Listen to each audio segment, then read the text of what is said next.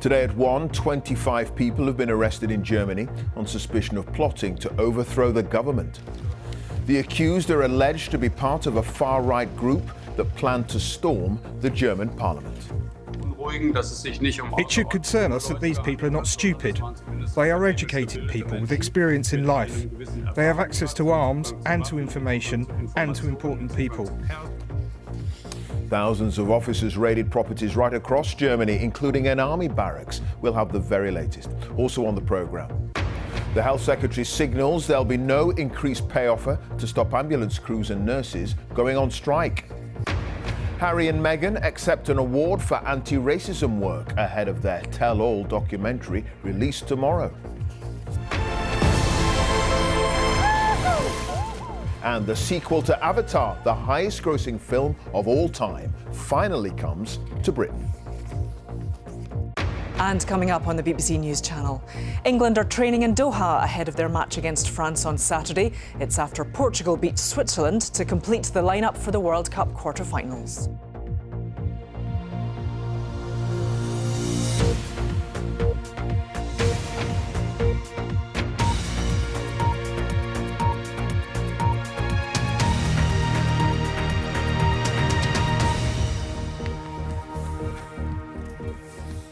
A very good afternoon to you and welcome to BBC News at 1. 25 people have been arrested in Germany on suspicion of being involved in a plot to overthrow the government.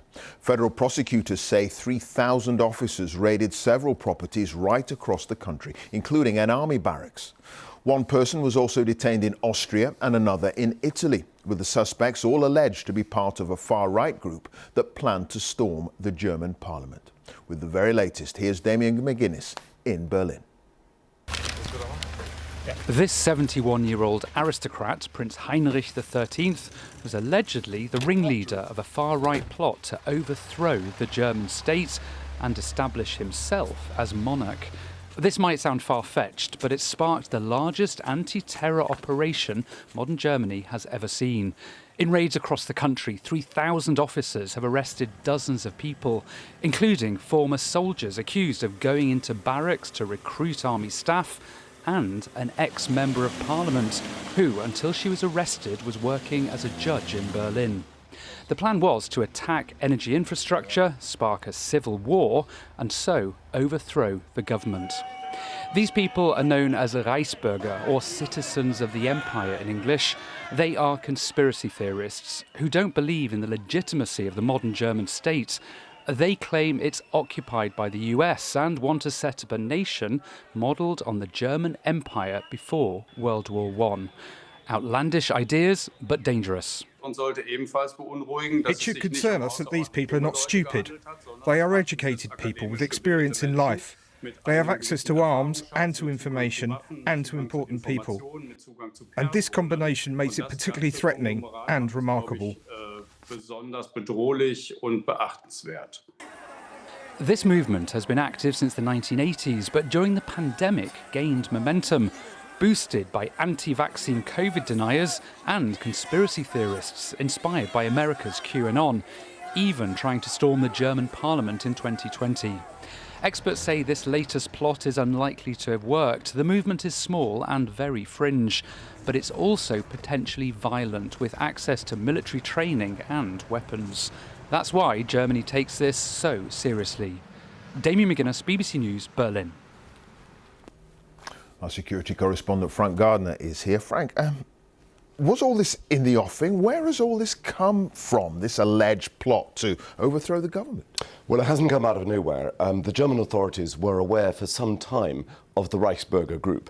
There was a plot in April, a failed plot that was discussed to kidnap the health minister.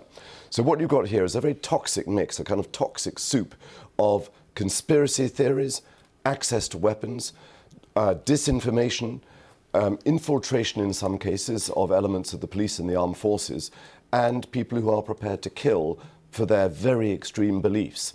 So the police were onto this for some time. The Reichsbürger group has been around since 2016, but there are fringe groups within this group. There are sort of circles within the circles, and that's why this is such a widespread raid that's taken 131 raids, 11 provinces, 3,000 police, This is a big operation.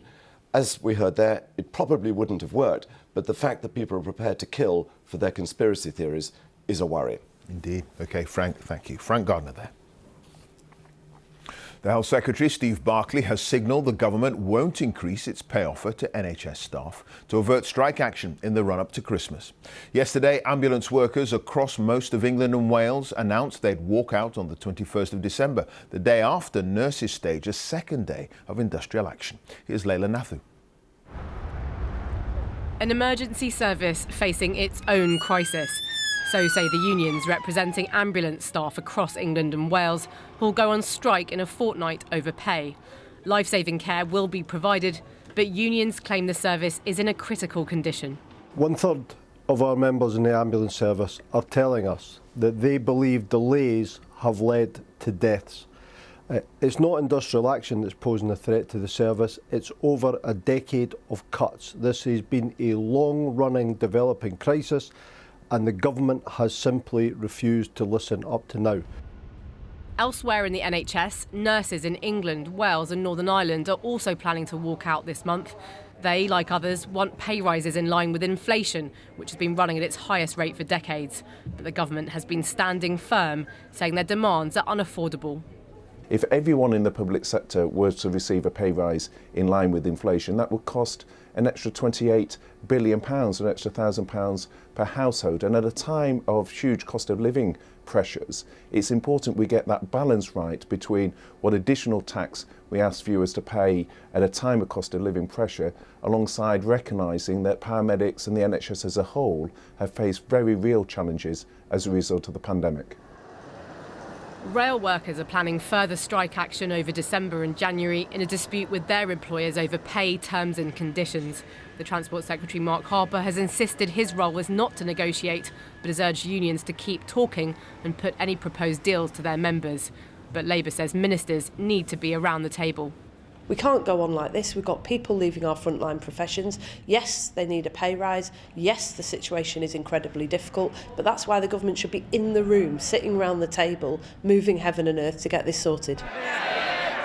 But in the Commons this afternoon, Rishi Sunak said he was focused on minimising disruption from strikes. If the union leaders to continue to be unreasonable, then it is my duty to take action to protect the lives and livelihoods of the British public.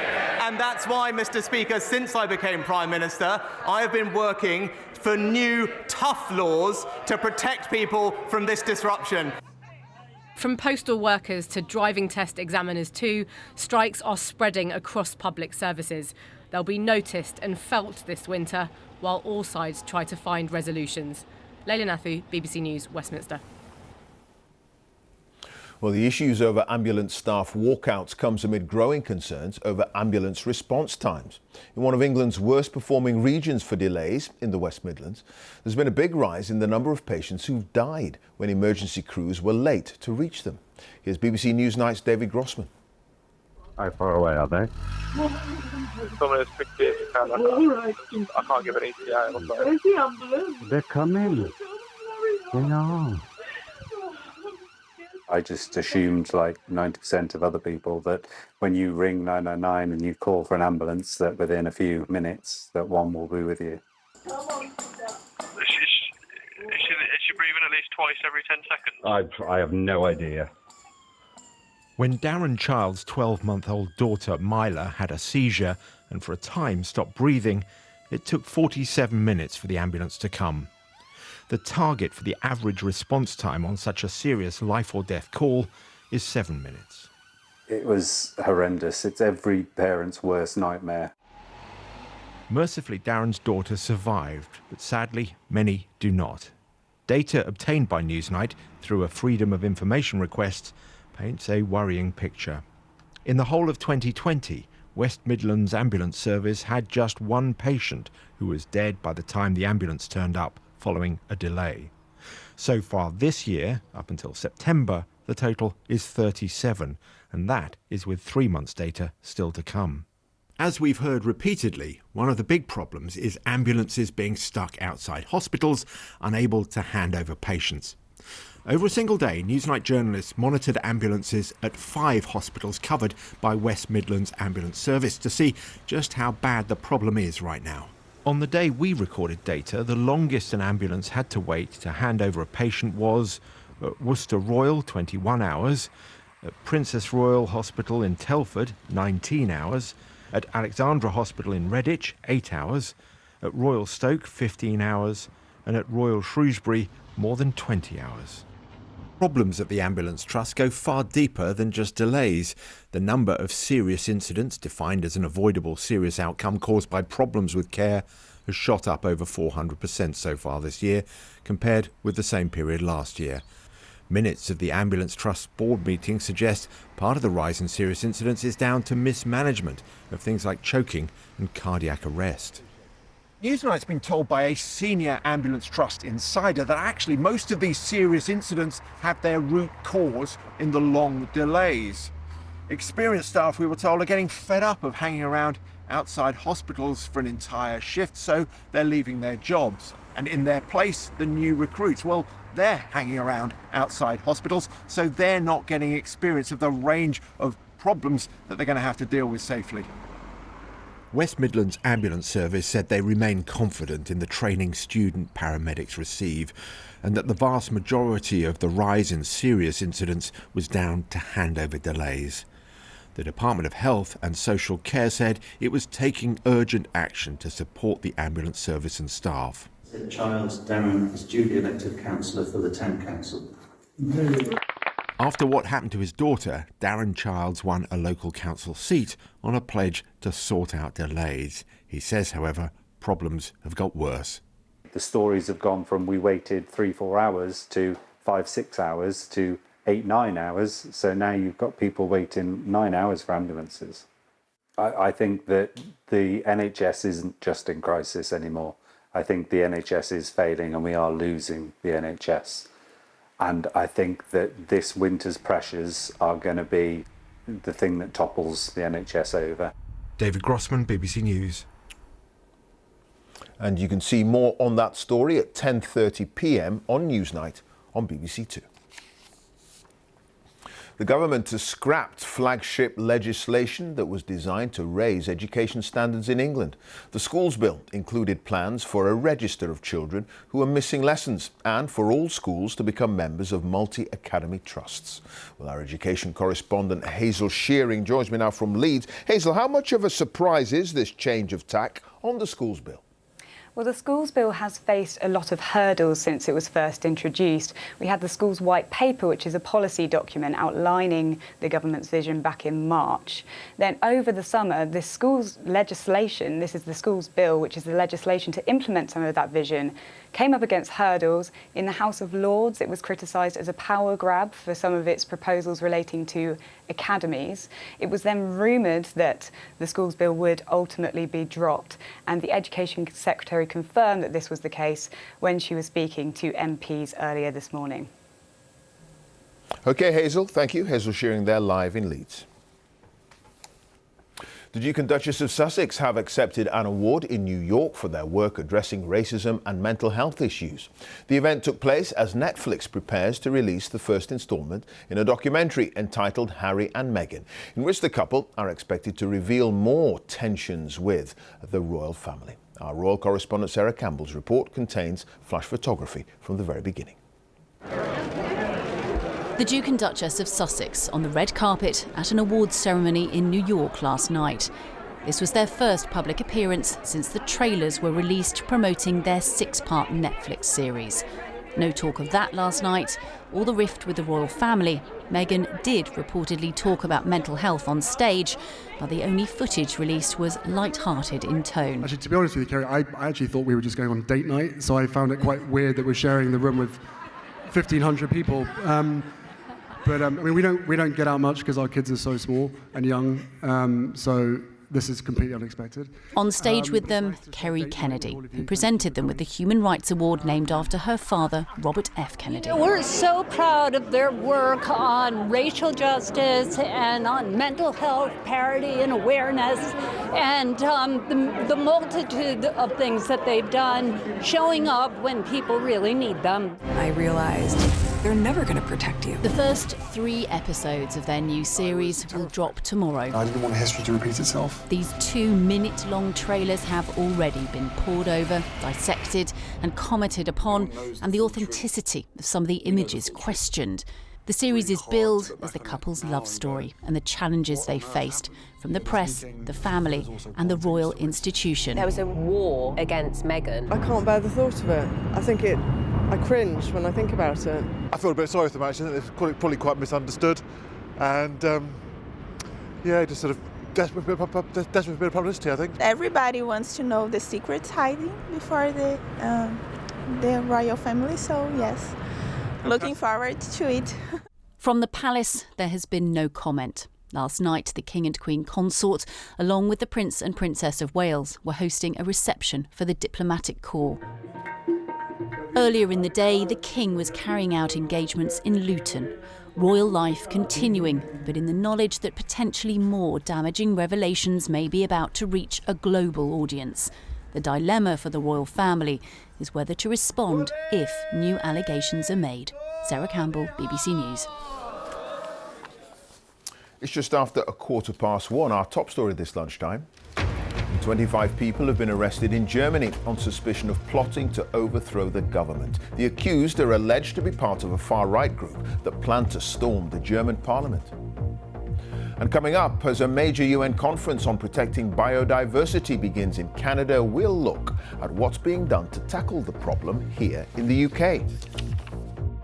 Coming up on the BBC News Channel, Michael O'Neill has been appointed as manager of Northern Ireland for a second spell, signing a 5.5-year contract. In his first stint, O'Neill was in charge for just over 9 years.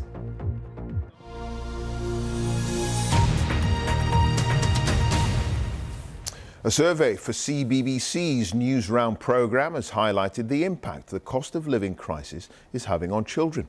More than 2,000 young people between the ages of 7 and 15 were surveyed, and nearly 3/4 said they were worried about rising costs. 1 in 10 children said they were skipping more meals now than 3 months ago, as Hayley Hassel reports from Blackpool.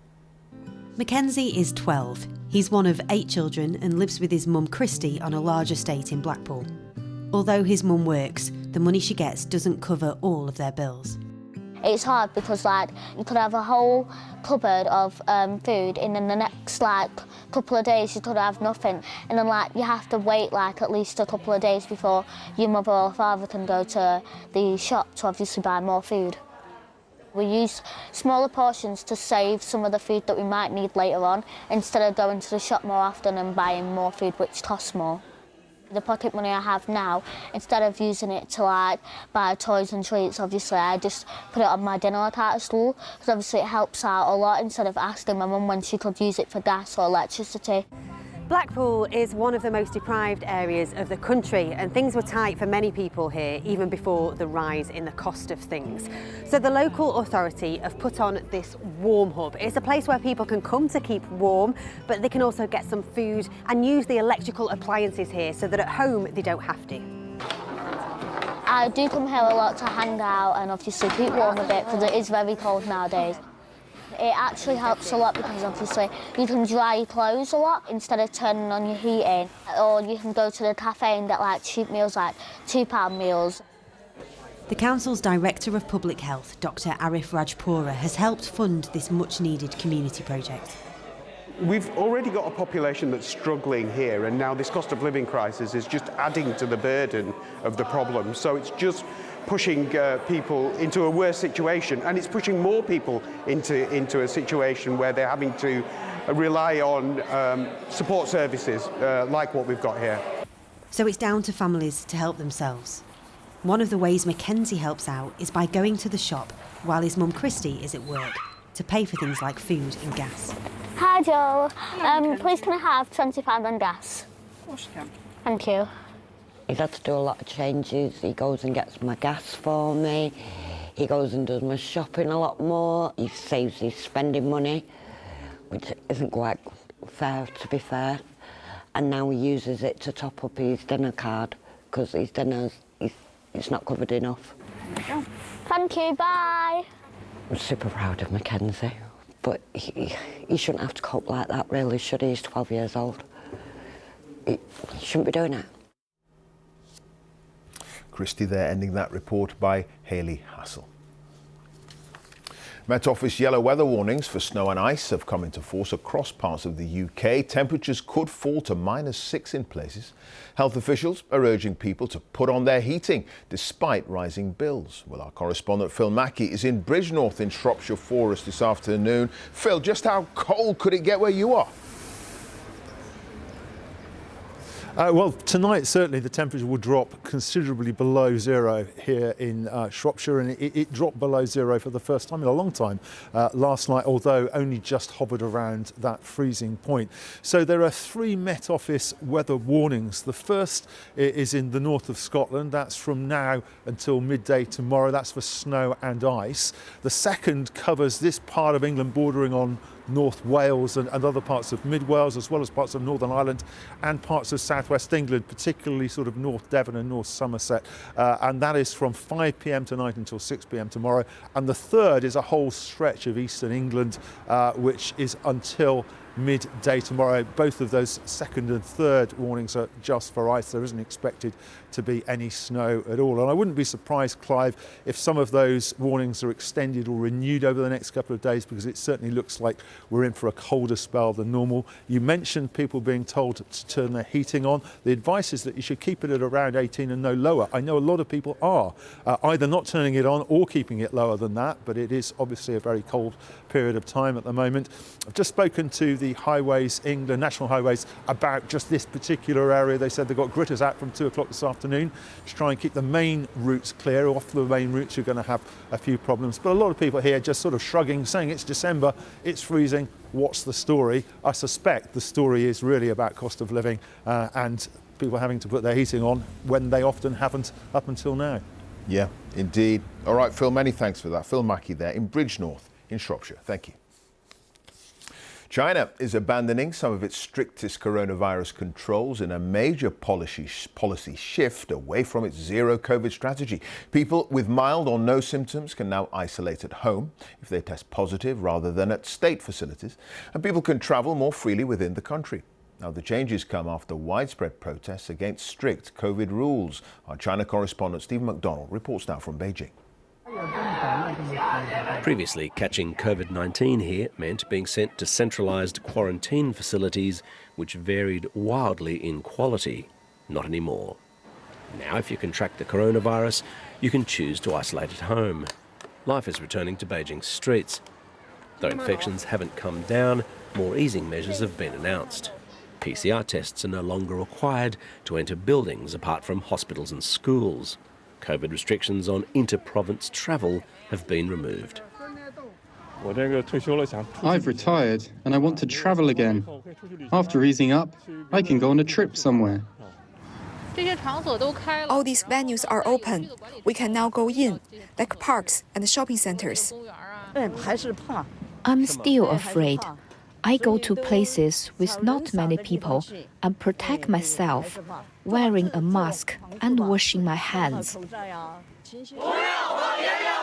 Anti-zero COVID protests had been building all year, and after calls were made for the country's leader Xi Jinping to resign, changes came quickly. The speed with which China is now dismantling its zero COVID system has taken most people by surprise. The government says it's because the virus itself has changed, not that it's in response to protests in the streets. Well, those who are demonstrating won't care how the government spins it as long as they get the changes. But it will mean more people catching the coronavirus, and hospitals like this are going to find it difficult to deal with a big influx of patients. So officials say they're now expanding the capacity of specialist units. Pharmacies have become very busy, with people rushing to buy medicine in anticipation of an increase in infections. But the mood here is much more buoyant.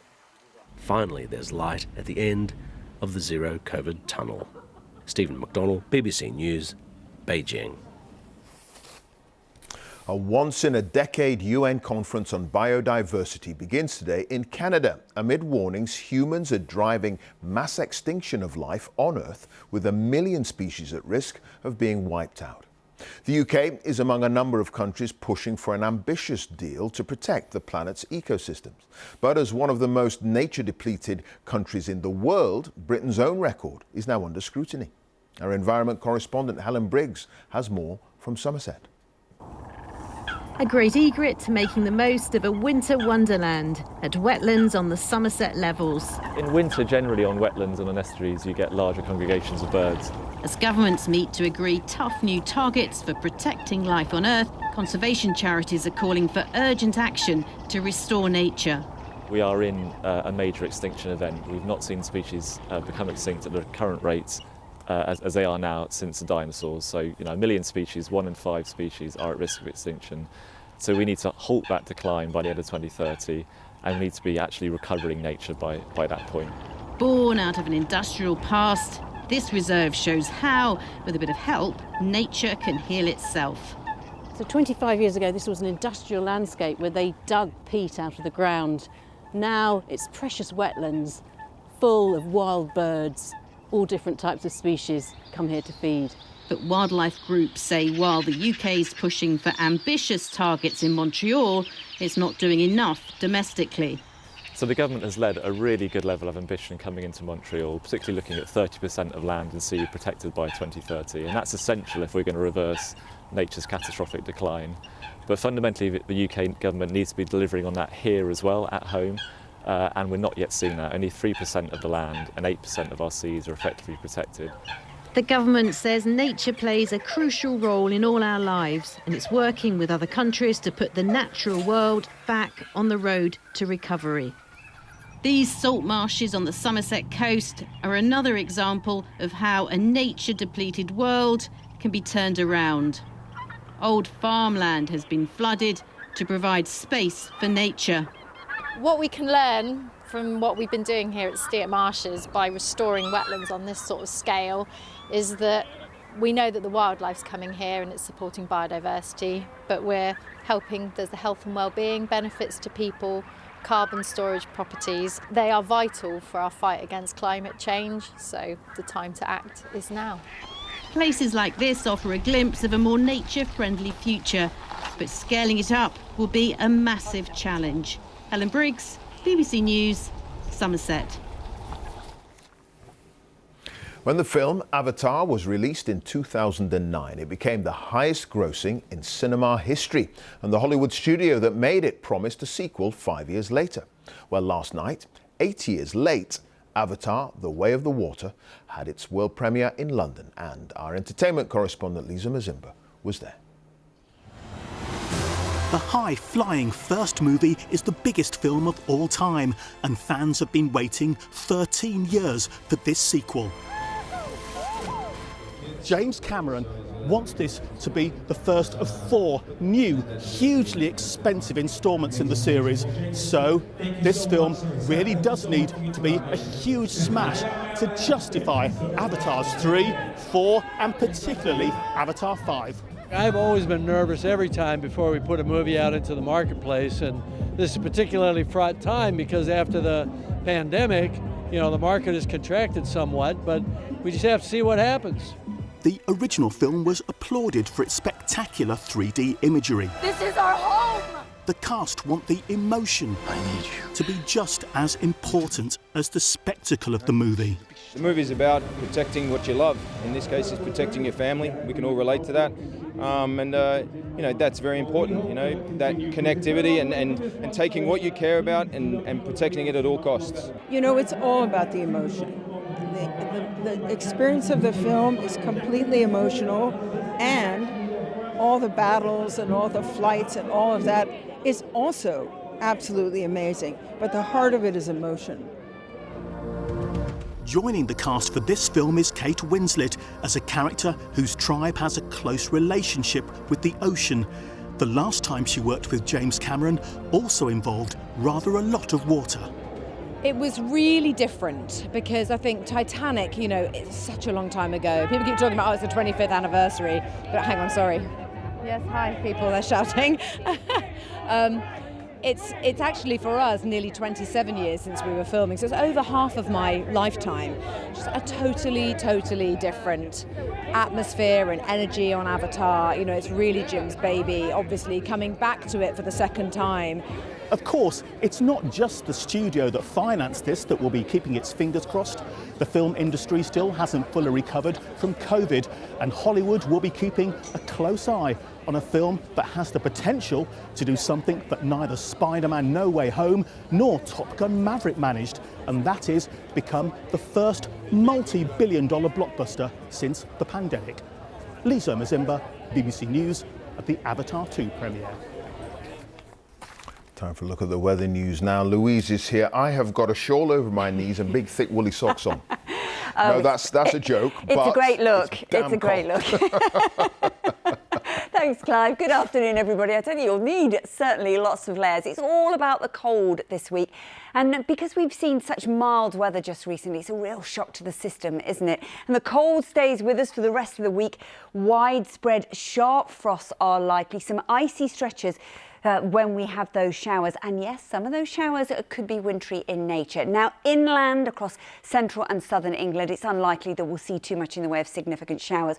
But on those exposed coasts, we could see some showers, and with those temperatures falling away, some ice around as well. That's why we've got these Met Office warnings out. In the far north of Scotland, we're going to start to see accumulations of snow gathering over the next couple of days. It's snowing there as we speak. A real rash of snow showers, as you can see, driving in from the north, and that's because that's where the wind direction is coming, a cold Arctic northerly. So it really is going to feel very cold indeed in the far north of Scotland. And running down through the east coast for the rest of the afternoon, we could see a wintry mix of rain, sleet and snow here. Showers of rain out to the west, but sandwiched in between the two, we mustn't forget there's actually a lot of sunshine around today, but it's not warm with it at all. 4 to 6 degrees at the very best, below the average for the time of year. More snow showers to come in the far north. And with that northwesterly wind, basically anywhere exposed, so any of the coasts, the sticky out bits, will continue to see some showers. That's why we've got the icy stretches. And look at the temperatures. These are towns and city centres, -4, -5 degrees. So in rural spots, even colder first thing. So some ice to look out for, some snow showers to look out for. And as we go through the day on Thursday, maybe across the North York Moors, the North Pennines, we could see some snow showers here, chiefly to higher ground, but even some here then at lower levels, and the temperatures are still set to struggle. The winds are not that strong other than in the far north of Scotland, but because they're coming from the north, look at this, it's going to feel more like -2 degrees in some places. The isobars will open up a little as we head towards the weekend. This little weather front may well bring some sleet and snow showers for a time, albeit briefly, across East Anglia and down towards the southeast first thing on Friday. Behind it again, some sunshine coming through. The temperatures still really disappointing for the first week of December. And as we head into the weekend, because the winds are going to continue to fall light, it may feel colder still. And that's because we've got the potential for some freezing fog, which could linger all day. So keep watching the forecast. We'll keep you updated on the developments throughout the week. But don't forget, you can always check what the weather is doing in your area on an hourly basis on the BBC Weather app. There you go. Clive. OK, Louise, thank you. Louise Lear there. And that's it. So goodbye from me now on BBC One. Time to join our news teams where you are. Have a very good afternoon.